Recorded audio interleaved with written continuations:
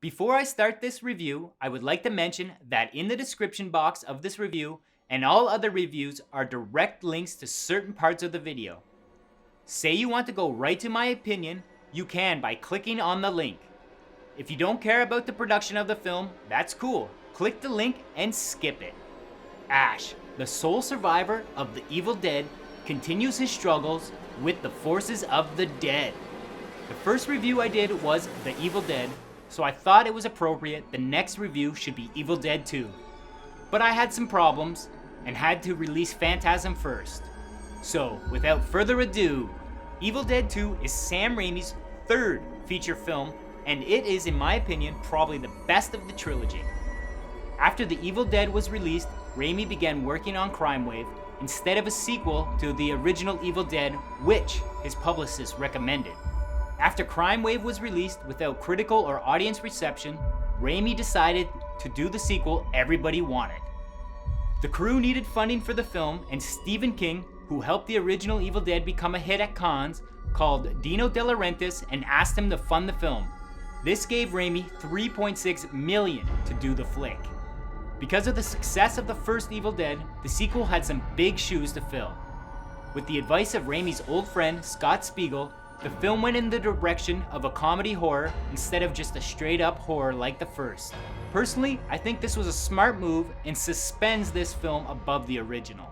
The movie was filmed in North Carolina at a junior high school in Wadsboro and in the woods outside the production house. The film's production was much smoother than the original Evil Dead. This is because the crew had much more experience making movies.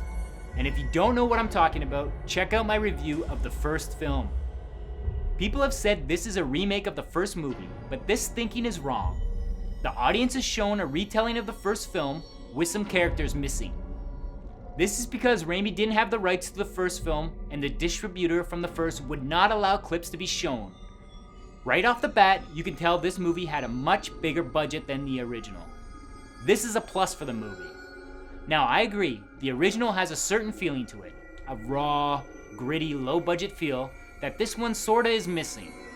You can tell that people making this movie had much more experience and confidence in their ability to produce a solid movie.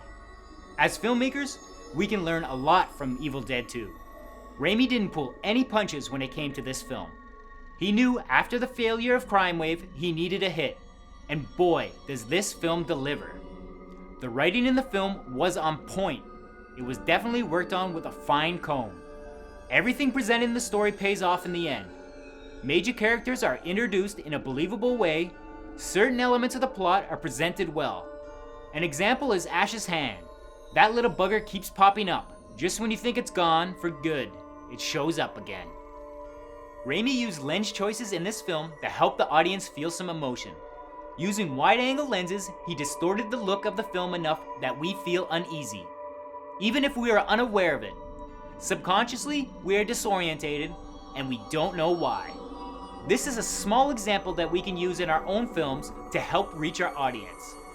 I feel the most important thing we can learn from this treasure chest of greatness that is Evil Dead 2 is how to gradually transition from one genre to another in a film. Raimi does this perfectly. We begin the movie as a straight-up horror film. It is very chaotic and spooky. But while all this chaos is happening, we begin to get this shift. Ash is being attacked by his girlfriend's head and runs outside towards the shed where the chainsaw is. As he leaves the house, he trips over the stairs and into the garbage cans. I personally feel this is something from a slapstick comedy, a Three Stooges kind of thing. Students of filmmaking can take a cue from Raimi's book here. You can change your genres, you just need to do it gradually.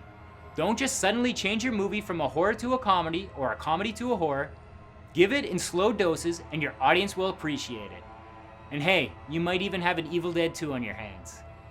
Now, do I recommend watching this movie? Most people would say yes. And of course, I'm one of them. Almost everything about this film is great. I have to say almost everything because some of the compositing is a little dated, but that's alright. What is great is the writing. I love at the beginning of the movie where Ash is not sure if he is going cabin crazy or if these things are actually happening to him. One of my favorite scenes right here. Is he going crazy? If, of course, you have seen the movie, he isn't, but a first timer wouldn't know. They also had the hard act of following up a great low budget horror movie, and I think they did the right thing to make it a comedy. Bruce Campbell's acting is much better than in the first one. The production quality has been raised much higher.